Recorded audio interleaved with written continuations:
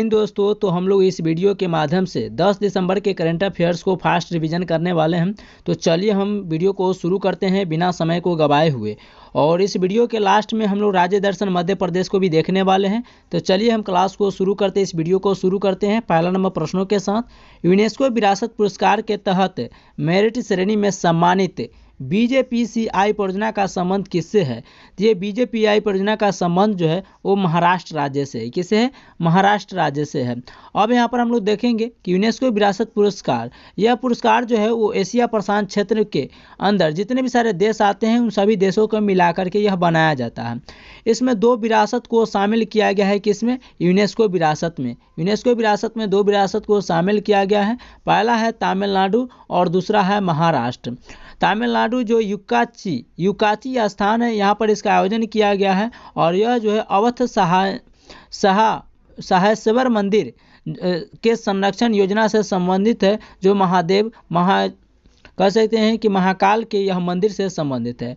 लेकिन वहीं पर महाराष्ट्र के एक मुंबई स्थान पर इसका आयोजन किया गया और यहाँ पर बीजेपीसीआई संरक्षण परियोजना को मिला है। तो याद रखिएगा कि विरासत जो है आपको यूनेस्को विरासत जो अवार्ड मिला है, पुरस्कार मिला है, वो तमिलनाडु को मिला है युकाची स्थान के लिए, जो युकाची स्थान पर अवध सहायेश्वर मंदिर संरक्षण योजना चलाई गई थी और यह भगवान शिव से संबंधित है। लेकिन वहीं पर महाराष्ट्र के मुंबई स्थान पर इसके अंदर मुंबई स्थान के अंदर यह बीजेपीसीआई संरक्षण परियोजना को यह अवार्ड दिया गया है। इसका फुल फॉर्म क्या होता है बीजेपीसीआई का? तो सर बाया रामजी जीजाबाई पारसी चैरिटी इंस्टीट्यूट इसका फुल फॉर्म होता है। तो बीजेपीसीआई का फुल फॉर्म क्या होता है? सर बाया रामजी जीजाबाई पारसी चैरिटेबल इंस्टीट्यूट होता है। यह प्रसिद्ध क्या है? तो गौथिक कला है। ये भी याद रखिएगा कि चैरिटी इंस्टीट्यूट क्या है, तो यह एक प्रसिद्ध जो है कला है, क्योंकि ये तीर कौन तरह के से बनाए जाते हैं इस तरीके से त्रिभुज की तरह, और इसे ही क्या बोला जाता है? तो गौथिक कला बोला जाता है।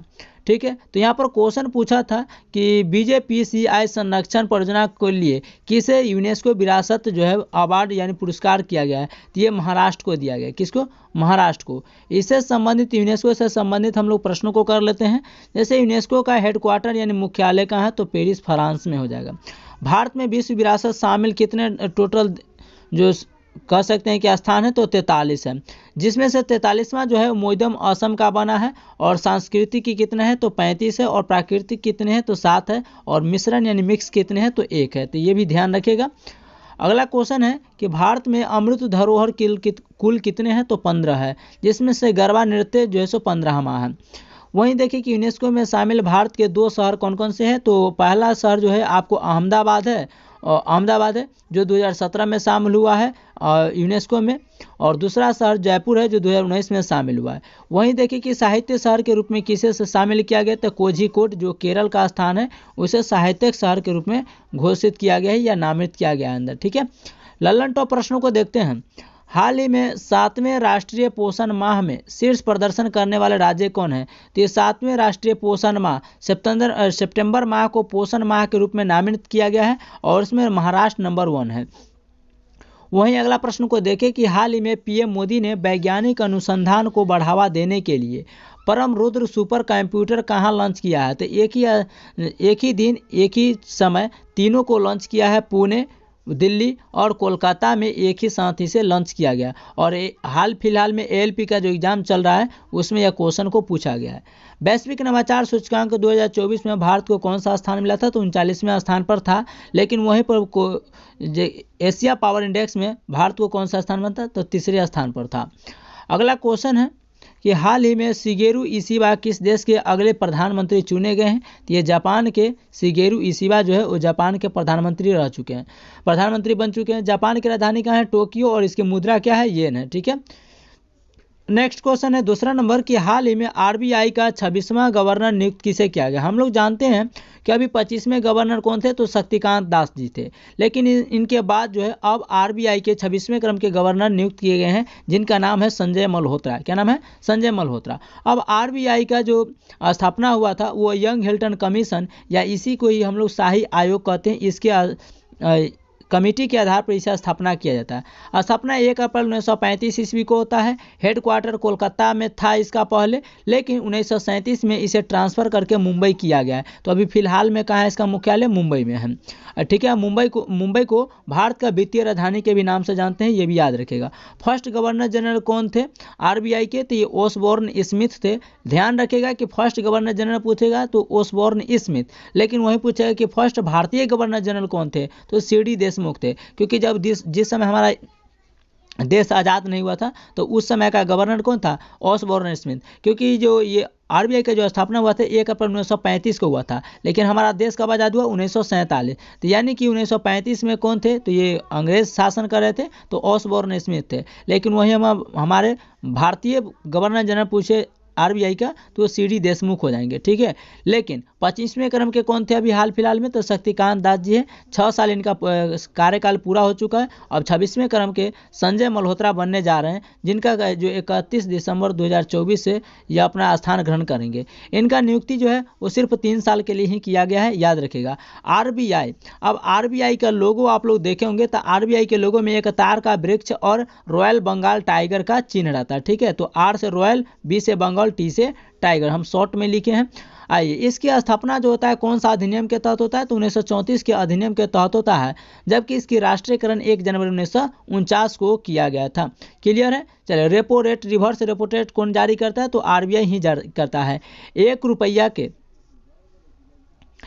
रुपए के सिक्का को छोड़ करके, 1 रुपए के सिक्का को छोड़कर बाकी जितने भी सारे भारत की मुद्राएं हैं, रुपया हैं, उन सभी पर सिग्नेचर किसका होता है? तो आरबीआई का होता है। लेकिन 1 रुपए के ऊपर सिग्नेचर किसका होता है? तो वित्त मंत्री का होता है। ठीक है, वित्त मंत्रालय का होता है, ये भी याद रखेगा। अभी हाल फिलहाल में CAG, comptroller auditor and general, किसे नियुक्त किया गया है? के संजय मूर्ति को नियुक्त किया गया है। लेकिन वहीं पर CGI, chief justice of India, अभी हाल फिलहाल में किसे नियुक्त किया गया है? ये संजीव खन्ना को नियुक्त किया गया है, ये भी आप लोग याद रखेगा। चलिए, आइए अगला नंबर क्वेश्चन देखते हैं ललन टॉप के साथ। हाल ही में राष्ट्रीय अंत्योदय दिवस 2024 कब मनाया गया है? ये 25 सितंबर को मनाया गया है। हाल ही में चर्चा में रहा संत तुकाराम महाराज अंतर्राष्ट्रीय हवाई अड्डा कहाँ स्थित है? पुणे महाराष्ट्र में। कहाँ पर है? संत तुकाराम महाराज अंतर्राष्ट्रीय हवाई अड्डा पुणे महाराष्ट्र में। वहीं पर देखें कि माँ महामाया एयरपोर्ट कहाँ स्थित है? ये छत्तीसगढ़ में है, और इसका शुभारंभ हाल फिलहाल में अभी प्रधानमंत्री मोदी जी ने किए हैं। नेक्स्ट क्वेश्चन है, हाल ही में हरिणी अमर सूर्या किस देश की तीसरी महिला जैसे प्रधानमंत्री नियुक्त की गई है? तो ये श्रीलंका की। याद रखेगा कि अभी तक श्रीलंका में 3 ही महिला प्रधानमंत्री बन चुकी हैं, जिसमें से तीसरा स्थान हरिणी अमर सूर्या का स्थान आता है, और ये तीसरे महिला प्रधानमंत्री बनने वाले श्रीलंका के हो गएंगे। ठीक है, यहाँ पर देखते हैं कि एशिया पावर इंडेक्स में भारत को कौन सा स्थान है? तो ये तीसरा स्थान है, अभी हम आपको बता चुके हैं।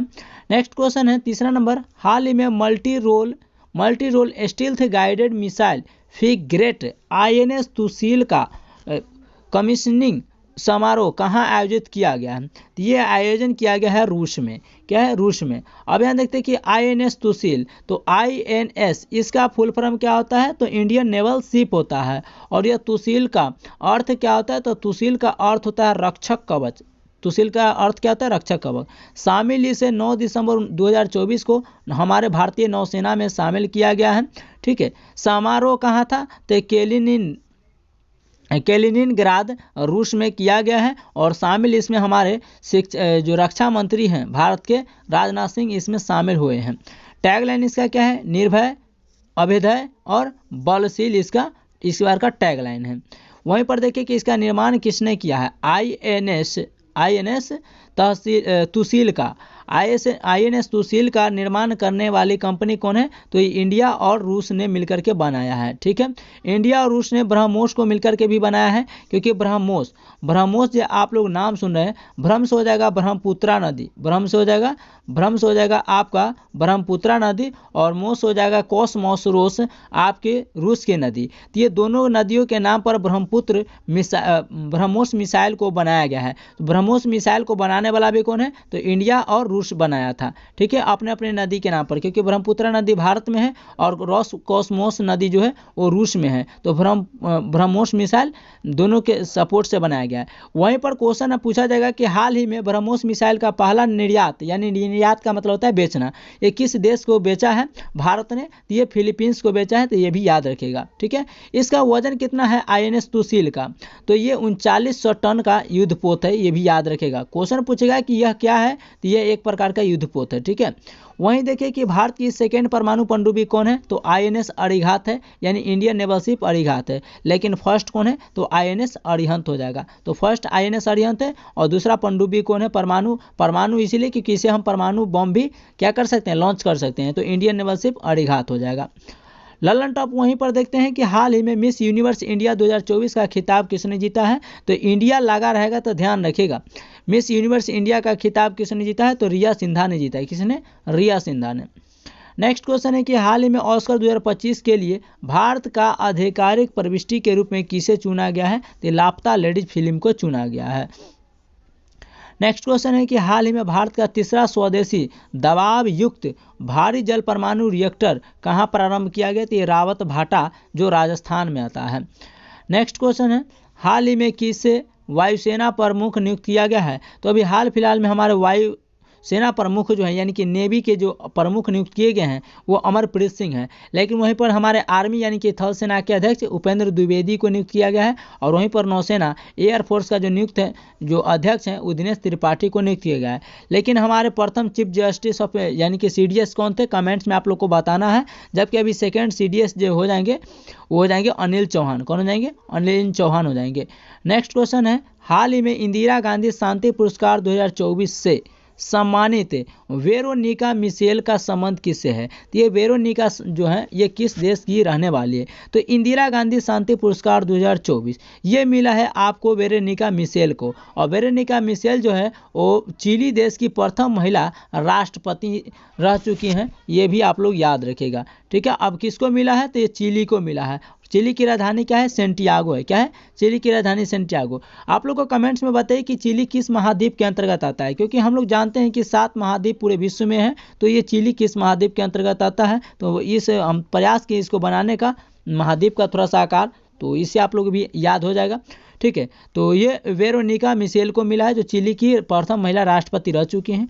लैंगिक समानता और कमजोर आबादी की रक्षा करने के लिए इन्हें दिया गया है। उद्देश्य क्या है, क्यों दिया गया, तो लैंगिक समानता और कमजोर आबादी हैं उन सभी को रक्षा करने के लिए काम किए थे, इसीलिए इन्हें शांति बनाए रखने के लिए कार्य किए थे, इसीलिए इन्हें इंदिरा गांधी शांति पुरस्कार से सम्मानित किया गया है। क्लाउडिया शेनबाम कौन है, तो ये मैक्सिको की फर्स्ट महिला राष्ट्रपति बन चुकी है अभी हाल फिलहाल में। मैप की बात कर रहे थे हम लोग, तो ये देखिए ये अफ्रीका महाद्वीप का क्या है, तो ये अफ्रीका महाद्वीप का जो है आपको ये मैप है, और यहाँ पर देखिएगा तो यहाँ पर आपको चिली देश हो जाएगा। ठीक है, रेड कलर से जो हम इसको इंगित करते हैं ये चिली को हम दर्शाए हैं। चलिए अगला क्वेश्चन है ललन टॉप।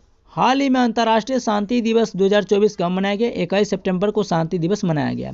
हाल ही में हंगरी शतरंज ओलंपियाड का 45वां संस्करण ALP एग्जाम में पूछा गया था कि हाल ही में हंगरी शतरंज ओलंपियाड का कैमा संस्करण हुआ है, तो ये 45वां संस्करण हुआ है। हुआ कहाँ है, तो ये हुआ है भारत में। विजेता इसमें कौन रह चुका है, तो इंडिया रह चुका है। मेल और फीमेल वाला दोनों जो शतरंज ओलंपियाड है ये भारत ही जीत चुका है, और भारत में ही इसका आयोजन किया गया था। क्रम ALP एग्जाम में पूछा गया था कि कौन सा क्रम का हुआ था, तो 45वां। पुर्तगाल सरकार किसके सम्मान में CR7 सिक्का लॉन्च करेगी, तो ये CR7 लॉन्च करेगा क्रिस्टियानो रोनाल्डो जो विश्व के नंबर 1 फुटबॉलर खिलाड़ी हैं, अपने आप में स्टार हैं। ठीक है, तो क्रिस्टियानो रोनाल्डो जो पुर्तगाल के रहने वाले हैं, इन्हीं के सम्मान में जो है आपको पुर्तगाल सरकार जो है वो CR सिक्का लॉन्च किया है। चलिए तो अगला क्वेश्चन है कि हाल ही में विश्व स्वास्थ्य संगठन ने किसके कुष्ठ रोग को खत्म करने वाला दुनिया का पहला देश बन चुका है, तो ये जॉर्डन बन चुका है कुष्ठ रोग समाप्त करने वाला। अगला क्वेश्चन है प्रतिवर्ष अंतर्राष्ट्रीय भ्रष्टाचार विरोधी दिवस कब मनाया जाता है, और इसका दूसरा ही नाम है एंटी करप्शन डे। याद रखिएगा, अंतर्राष्ट्रीय भ्रष्टाचार विरोधी को ही दूसरा नाम होता है एंटी करप्शन डे होता है। इसका आयोजन 9 दिसंबर को हर साल किया जाता है। थीम क्या है, भ्रष्टाचार के खिलाफ युवाओं के साथ एकजुट होना। इसका अंत 2025 तक हो जाएगा इस भ्रष्टाचार के खिलाफ युवाओं के साथ आंदोलन को। ठीक है, और यह इसका सम्मेलन जो हुआ था दोहा कतर में हुआ था, और COSP में यह 11वें के स्थान पर है। ठीक है, चलिए अगला क्वेश्चन कहता है कि भ्रष्टाचार धारणा सूचकांक में भारत को कौन सा स्थान है, 93 स्थान है। अंतर्राष्ट्रीय मानवाधिकार दिवस कब मनाया गया, 10 दिसंबर को मनाया गया, यानी कि आज ही के दिन। अगला क्वेश्चन है कि हाल ही में राष्ट्रपति द्रौपदी मुर्मू ने सफाई मित्र सम्मेलन में कहाँ भाग लिया है? तो ये उज्जैन में भाग लिया है। राष्ट्रपति द्रौपदी मुर्मू ने सफाई मित्र सम्मेलन में कहाँ भाग लिए? उज्जैन में। हाल ही में ईएसी की रिपोर्ट के अनुसार सकल घरेलू उत्पाद में योगदान करने वाला शीर्ष राज्य कौन है? तो ये सकल घरेलू उत्पाद जो राज्य में योगदान करने वाला राज्य है महाराष्ट्र। कौन हो जाएगा? महाराष्ट्र हो जाएगा। हाल ही में कैबिनेट ने किस समिति की सिफारिश पर एक राष्ट्र एक चुनाव पहल को मंजूरी दी है? तो ये रामनाथ कोविंद की कमेटी पर एक राष्ट्र एक चुनाव को कमेटी की जैसे मान्यता दी है। वर्ष 2026 का राष्ट्रमंडल खेल का आयोजन कहाँ किया गया? तो ये ऑस्ट्रेलिया में इसको होना था, लेकिन ऑस्ट्रेलिया ने इसको पोस्टपोन्ड कर दिया और ये अब ग्लासगो स्कॉटलैंड में होगा। ठीक है। नेक्स्ट क्वेश्चन है क्वेश्चन नंबर 6। सिपरी की दुनिया की 100 सबसे बड़ी हथियार उत्पादकों की सूची में कौन सा भारतीय संस्थान 100 टॉप में शामिल है? ठीक है। अब ये रिपोर्ट किसके आधार पर जारी किया जाता है? तो ये रिपोर्ट जो है इस आधार पर जारी किया जाता है कि कौन सा देश जो है वो आपको अधिक से अधिक हथियारों को निर्यात किया है और जो आयात किया है। निर्यात मतलब बेचना और आयात मतलब खरीदना। तो इसका कारोबार सबसे ज़्यादा बेचना खरीदना किसने किया? तो ये सिपरी का रिपोर्ट जारी होता है। ये संस्था कहाँ है? तो स्टॉकहोम में है। ठीक है। हथियारों का आयात एवं निर्यात की रिपोर्ट के आधार पर इसको निर्यात और आयात के ऊपर यह जारी किया जाता है। ये सबसे बड़े 100 हथियार उत्पादक कंपनी को शामिल किया गया है। तो ये रिपोर्ट जो है वो इसमें 100 कंपनी को शामिल किया गया जिसमें से ज़्यादा हथियार का लेन देन करता है। ठीक है। अब वो हमारा भारतीय 3 कंपनी कौन कौन से है? तो इसमें भारत की 3 कंपनी को शामिल किया गया है। जैसे अभी हाल फिलहाल में 14वां महारत्न कंपनी बन चुका है HAL। HAL का फुल फॉर्म होता है हिंदुस्तान एरोनॉटिक्स लिमिटेड होता है, जिसका मुख्यालय हेडक्वार्टर जो है आपको बेंगलुरु कर्नाटक में, और इसका रैंक जो पूरा विश्व में मिला है 43वां, क्योंकि 100 कंपनी को इन्होंने चुना है सिपरी, इसमें से इसका स्थान 43वां दिया है पूरा विश्व में, लेकिन भारत में यही फर्स्ट स्थान पर है। तो भारत के 3 कंपनी को शामिल किया है, इसमें से पहला स्थान HAL का है। ठीक है। हिंदुस्तान एरोनॉटिक्स लिमिटेड का। वहीं पर देखें कि BEL जिसे बेल कहते हैं, भारत इलेक्ट्रॉनिक्स लिमिटेड, ये भारत में ये दूसरे स्थान पर ये कंपनी आयात हथियार को आयात और निर्यात करने वाली बन चुकी है, और इसका रैंक पूरा विश्व में 100 में से इसका 67वां रैंक है। किसका कितना है? 67वां रैंक है, और इसका भी मुख्यालय बेंगलुरु में है। वहीं तीसरा कौन है? तो Mazagon dock ship builders limited है, जिसका मुख्यालय मुंबई में है, और इसका रैंक 100 में से 94वें स्थान पर आया है। 94वें स्थान पर। तो विश्व में फर्स्ट स्थान किसका है? तो ये लॉकहीड मार्टिन का है, जो यूएसए की कंपनी है। ठीक है। आइए ललन टॉप देखते हैं। तो इस प्रश्न का राइट आंसर क्या हो जाएगा? तो यहाँ पर तीनों कंपनी हो जाएगा। क्वेश्चन क्या पूछा है? तो क्वेश्चन पूछा है कि सिपरी की दुनिया की 100 सबसे बड़ी हथियार उत्पादकों की सूची में कौन सा भारतीय स्थान टॉप 100 में है? तो ये 3 स्थान है, Bharat electronics limited, HAL Hindustan aeronautics limited, और तीसरा है Mazagon dock ship builders limited. ठीक है। तो ये 3 कंपनी भारत के शामिल है 100 में से। जो ये 3 कंपनी है जो भारत की तरफ से आपको ज़्यादा से ज़्यादा हथियार को निर्यात करता है और आयात करता है। हाल ही में 47वीं वर्ल्ड स्किल्स 2024 प्रतियोगिता का आयोजन कहाँ किया गया था? फ्रांस में। नेक्स्ट है कि हाल ही में केंद्र शासित प्रदेश दिल्ली की तीसरी महिला मुख्यमंत्री कौन बन चुके हैं? आतिशी मार्लेना दिल्ली की तीसरी महिला मुख्यमंत्री बन चुकी है। हाल ही में विश्व ओजोन दिवस कब मनाया गया है? 2024 में 16 सितंबर को मनाया जाता है, और 16 सितंबर 1987 को ही पहली बार मॉन्ट्रियल प्रोटोकॉल हुआ था। और मॉन्ट्रियल प्रोटोकॉल कहाँ हुआ था? कनाडा, यहाँ पर जापान में हुआ था, क्योंकि यह ओजोन संरक्षण से संबंधित है। आप लोग को बताना है कि ओजोन की परत को हम लोग किस में मापते हैं, ये भी आप लोग को कमेंट्स में इसका आंसर छाप देना है। 7 नंबर प्रश्न है कि हाल ही में जॉन महामा ने किस देश की राष्ट्रपति चुनावों में जीत हासिल की है? तो ये जॉन महामा, नाम याद रखिएगा, ये जॉन महामा किस देश की राष्ट्रपति के लिए चुने गई हैं? तो ये घाना देश की बन चुकी है। किसकी? घाना। अब घाना की राजधानी क्या है? आकरा। इसकी मुद्रा क्या है? सेडी। इसकी मुद्रा क्या है? सेडी। वहीं पर हम लोग देखें कि ये आखिरकार घाना कहाँ है? तो ये दक्षिण अफ्रीका का हिस्सा है, अफ्रीका महाद्वीप है। ठीक है। ये अफ्रीका महाद्वीप है, जिसमें से हम लोग यहाँ पर देखें तो यहाँ पर घाना है, लेकिन जस्ट इसके ऊपर में आपको सहारा मरुस्थल है, जो विश्व का सबसे बड़ा मरुस्थल भी है, ये भी याद रखिएगा। जॉन महामा विपक्षी दल पार्टी से थे, क्योंकि इनके जो पार्टी जो आगे था वो पार्टी खुद से अपना हार को घोषित कर लिया है, तो इनको जो है सो राष्ट्रपति चुना गया। अगले यहाँ प्रधानमंत्री घाना के बनने जा रहे हैं, और यह अफ्रीका महाद्वीप में आता है, ये भी याद रखिएगा। और यह महाराष्ट्र अभी वर्तमान में हम लोग देखें कि जो नामीबिया के राजधानी कहाँ है, तो बिंडहॉक है, और सीरिया की राजधानी क्या है, दमिश्क है। लेकिन वहीं पर देखिए कि महाराष्ट्र के अभी नए वर्तमान में चुनाव जीत चुके हैं, कौन सीएम बन चुके हैं, तो देवेंद्र फडणवीस। क्योंकि जब एकनाथ शिंदे यहाँ के मुख्यमंत्री थे, ये देवेंद्र फडणवीस जो है वो यानी डिप्टी सीएम थे, उप मुख्यमंत्री। लेकिन अब जब यह मुख्यमंत्री है तो एकनाथ शिंदे अभी डिप्टी सीएम है। ठीक है, चलिए यहाँ का विधानसभा स्पीकर कौन बन चुके हैं, तो राहुल नार्वे बन चुके हैं। आइए ललन टॉप प्रश्नों को देखते हैं। हाल ही में प्रकृति पर्व करम कहाँ आयोजित हुआ है, तो प्रकृति पर्व करम जो है ये इसका आयोजन झारखंड में किया गया। हाल ही में भारत सरकार ने किसका नाम बदल करके श्री विजयपुरम किया है, तो ये अंडमान निकोबार का जगह था पोर्ट ब्लेयर, इसका नाम बदल करके विजयपुरम किया गया है। आप लोग को एक प्रश्न और हम आपसे पूछते हैं याद दिलाने के लिए कि अभी अहमदनगर का नाम बदल करके क्या किया गया है और ये किस राज्य से संबंधित है, इसका भी आंसर आप लोग कमेंट्स में लिखिएगा। ठीक है, क्योंकि काफ़ी अच्छा लगता है और आप लोग को रिप्लाई भी देते हैं। प्रतिवर्ष पूरे भारत में राष्ट्रीय हिंदी दिवस कब मनाया जाता है, तो हमारे भारत में 14 सितंबर को हिंदी दिवस मनाया जाता है, लेकिन वही विश्व में हिंदी दिवस 10 जनवरी को मनाया जाता है। अगला क्वेश्चन है कि हाल ही में भारतीय वायुसेना ने किसके साथ संयुक्त सैन्य अभ्यास ईस्टर्न ब्रिज का जैसे शुरुआत किया है, तो देखिए ईस्टर्न ब्रिज जो अभ्यास है ये 7वीं बार होने वाला है। याद रखिएगा, क्वेश्चन में आंसर छिपा रहता है। तो ईस्टर्न ब्रिज याद रखना है कि ये ओमान के साथ होने वाला युद्धाभ्यास है, इंडिया प्लस ओमान के साथ, लेकिन इस बार आयोजन 7वीं बार हुआ है। और अल नगा और नसीम अल बहर ये भी आपको ओमानी के साथ होने वाला युद्धाभ्यास है। तो ईस्टर्न ब्रिज पूछे, अल नगा पूछे, नसीम अल बहर पूछे, तो ये ओमान के साथ होने वाला, भारत और ओमान के साथ होने वाला युद्धाभ्यास है। और ईस्टर्न ब्रिज इस बार 7वां क्रम का अभ्यास हुआ था, यानी 7वीं बार हो चुका। 8वां नंबर प्रश्न है, हाल ही में प्रधानमंत्री मोदी ने बीमा सखी योजना कहाँ शुभारंभ किए, तो ये हरियाणा से शुरुआत किया गया। कहाँ से, हरियाणा से। बीमा सखी योजना घोषणा महाराणा प्रताप बागवानी यूनिवर्सिटी जो पानीपत हरियाणा में, यहाँ पर इसका घोषणा किया गया था बीमा सखी योजना के बारे में। शुरू करने वाले मोदी जी इसका आयोजन जो घोषणा 9 दिसंबर 2024 को किए हैं। और उद्देश्य क्या है, तो 18 से लेकर के 70 साल की उम्र की जो महिलाएं हैं उनको मजबूत करना इसका उद्देश्य होगा। योजना किसका है, तो ये LIC कंपनी की है। और LIC का फुल फॉर्म क्या होता है, लाइफ इंश्योरेंस कॉरपोरेशन होता है, जिसकी स्थापना LIC का 1956 में हुआ था अधिनियम के तहत, 1956 अधिनियम के तहत। वहीं पर हम लोग देखें कि LIC, यहाँ पर LIC की एजेंट बनने की ट्रेनिंग दिया जाएगा। कितने साल, 3 साल। और 3 सालों में ट्रेनिंग के साथ साथ महिलाओं को पैसा भी आएगा। फर्स्ट ईयर में इनको 7,000 रुपया जो है सो सालाना आएगा।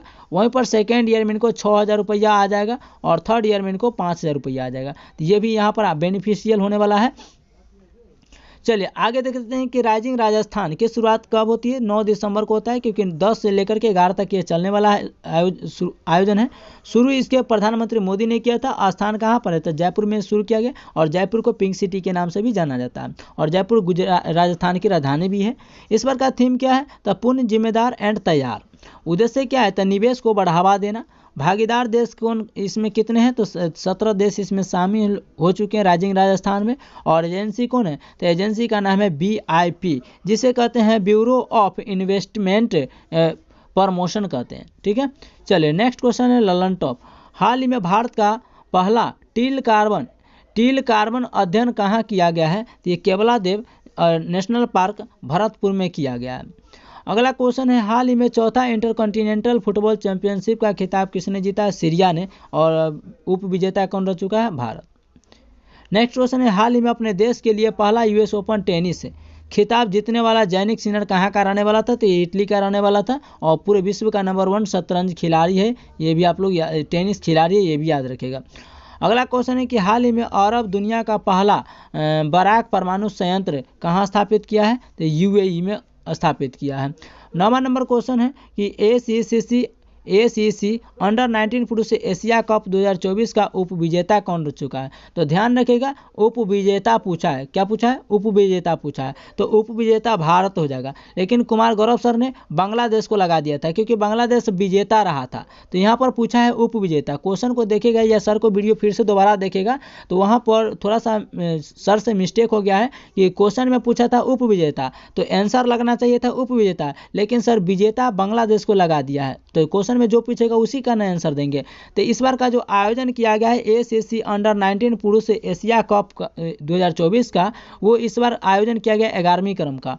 ये आयोजन करने वाला कौन था, कहाँ हुआ था, तो दुबई और शारजाह में हुआ था। तो यहाँ पर इसका होस्ट था, मेजबान किसने किया है, दुबई और शारजाह। विजेता कौन रह चुका है, बांग्लादेश। वहीं पर हारा कौन है, यानी कि उप विजेता कौन है, भारत। और भारत की तरफ से कप्तान कौन थे, मोहम्मद अरमान। लेकिन याद रखना है कि ACC अंडर-19 पुरुष एशिया कप 2024 जो है वो भारत 8वीं बार विजेता रह चुका है, ठीक है। और अंडर-19 यहाँ पर दिख रहा है, यानी कि इसमें जो भाग लेगा खिलाड़ी वो 19 साल से नीचे का होगा, ठीक है। 19 साल से नीचे की उम्र के खिलाड़ी इसमें भाग लेते हैं, इसीलिए अंडर-19 यहाँ पर लिखा गया है। तो अंडर-19 पुरुष एशिया कप का विजेता 8 बार रह चुका है और इस बार भारत उप विजेता रहा, बांग्लादेश ने हरा दिया था। तो बांग्लादेश विजेता रहा और उप विजेता क्वेश्चन में पूछा है तो भारत अपना देश हो जाएगा, ठीक है। नेक्स्ट क्वेश्चन है कि हाल ही में 10 लाख से अधिक जनसंख्या वाली श्रेणी में किसे शीर्ष स्वच्छ वायु सर्वेक्षण पुरस्कार 2024 मिला है, तो सूरत को मिला है। किसको मिला है, सूरत को दिया गया। दूसरा नंबर प्रश्न है कि हाल ही में अंतर्राष्ट्रीय साक्षरता दिवस 2024 कब मनाया गया है, 8 सितंबर को। हाल ही में ओलंपिक काउंसिल ऑफ एशिया के अध्यक्ष चुने जाने वाले पहले भारतीय कौन बन चुके हैं, राजा रणधीर सिंह। ध्यान रखिएगा, ओलंपिक काउंसिल ऑफ एशिया के अध्यक्ष कौन बन चुके हैं, राजा रणधीर सिंह। और यह भारत के प्रथम नागरिक होंगे, भारतीय प्रथम होंगे। अगला क्वेश्चन है कि हाल ही में ब्रिक्स न्यू डेवलपमेंट का नया सदस्य कौन बन चुका है, अल्जीरिया इसमें शामिल हो चुका है न्यू ब्रिक्स डेवलपमेंट का। हाल ही में पैरालंपिक के खेलों में स्वर्ण पदक जीतने वाले कौन थे, तो ये हरविंदर सिंह थे। कौन थे, हरविंदर सिंह थे पैरालंपिक में। नेक्स्ट 10वां नंबर प्रश्न है, RBI के अनुसार वर्ष 2000 से लेकर के 2024 के बीच, यानी कि टोटल 24 साल के बीच भारत में FDI प्रवाह किस देश से हुआ है। ये FDI पर जो प्रवाह हुआ है वो मॉरिशस देश से हुआ है और मॉरिशस की राजधानी पोर्ट लुइस है। कहाँ पर है, पोर्ट लुइस। अब FDI का बात आया है तो FDI को फुल फॉर्म होता है फॉरेन डायरेक्ट इन्वेस्ट होता है, फॉरेन डायरेक्ट इन्वेस्ट होता है, जिसे प्रत्यक्ष विदेशी निवेश कहा जाता है। 2000 से लेकर के 2024 तक यानी टोटल 24 सालों में 1 ट्रिलियन या कह सकते हैं कि 1000 बिलियन के साथ यह मॉरिशस के साथ जो है वो FDI का इन्वेस्ट हुआ है। अब देख लेते हैं कि मॉरिशस के साथ 25% का इन्वेस्ट हुआ, सिंगापुर में 25% और USA में 10%। वहीं पर देख लेते हैं कि मिलियन बराबर क्या होता है, तो 10 के पावर 6, यानी कि 10 के ऊपर 6 को जीरो लगा दीजिएगा तो वो मिलियन कहला जाएगा। और बिलियन यानी कि 10 के पावर 9 को जीरो लगा दीजिएगा तो यानी कि वो बिलियन हो जाएगा। और ट्रिलियन यानी कि 10 के पावर 12 को जीरो बैठा दीजिएगा तो वो आपको ट्रिलियन हो जाएगा, ठीक है। आइए अगला क्वेश्चन कहता है कि हाल ही में राष्ट्रपति द्रौपदी मुर्मू ने विश्व शांति बुद्ध विहार का उद्घाटन कहाँ किए हैं, महाराष्ट्र में। कहाँ पर किए हैं, महाराष्ट्र में किए हैं। चलिए नेक्स्ट क्वेश्चन है, हाल ही में पहला संयुक्त कमांडर सम्मेलन कहाँ आयोजित किया गया, तो कमांडर सम्मेलन आपको नवाबों की नगरी लखनऊ में शुरुआत किया गया है। हाल ही में ट्रैक और फील्ड में 2 पदक जीतने वाली पहली महिला सत्र पैरा एथलीट कौन है, तो ये 2 पदक जीतने वाली प्रीति पाल हैं। कौन है, प्रीति पाल। नेक्स्ट क्वेश्चन है कि हाल ही में 133वें डुरंड कप का खिताब किसने जीता है, नॉर्थ ईस्ट फुटबॉल क्लब ने जीता है 133वें डुरंड कप का खिताब। हाल ही में अंतर्राष्ट्रीय ओलंपिक समिति ने किसे ओलंपिक ऑर्डर के स्वर्ण पदक से सम्मानित किया है, तो ये फ्रांस के राष्ट्रपति इमैनुअल मैक्रोन को सम्मानित किया है। आइए हम लोग राज्य दर्शन पश्चिम बंगाल को देखते हैं। वर्तमान CM कौन है, ममता बनर्जी जो है और तृणमूल कांग्रेस पार्टी से संबंधित है, इनके संस्थापक है। फर्स्ट राज्यपाल यहाँ के कौन थे, तो चक्रवर्ती राजगोपालाचारी थे। राष्ट्रगीत लिखने वाले कौन थे, तो ये बंकिम चंद्र चटर्जी, जो इनका जन्म पश्चिम बंगाल में हुआ था और यह जिसको कहते हैं सत्यमेव जयते, तो ये राष्ट्रगीत लिखने वाले। जबकि राष्ट्रगान जन गण मन है और उसको लिखने वाले गुरु रविन्द्रनाथ टैगोर हो जाएंगे और उन्होंने ही बांग्लादेश की राष्ट्रगान जो है अमार सोनार बांग्ला, उनको भी लेखक उन्हीं ने लिखे हैं। प्रसिद्ध पुस्तक क्या है, ये बंकिम चंद्र चटर्जी का, तो आनंद मठ और दुर्गेश नंदनी हो जाएगा, ठीक है, नंदनी। आगे ईश्वर चंद्र विद्यासागर, ये विधवा पुनर्विवाह को लाने वाले भारतीय हो जाएंगे, ठीक है, याद रखिएगा। इससे पहले लॉर्ड डलहौजी ने लाया था। चलिए तो आइए हम लोग मिलते हैं नेक्स्ट क्लास में, तब तक के लिए जय हिंद।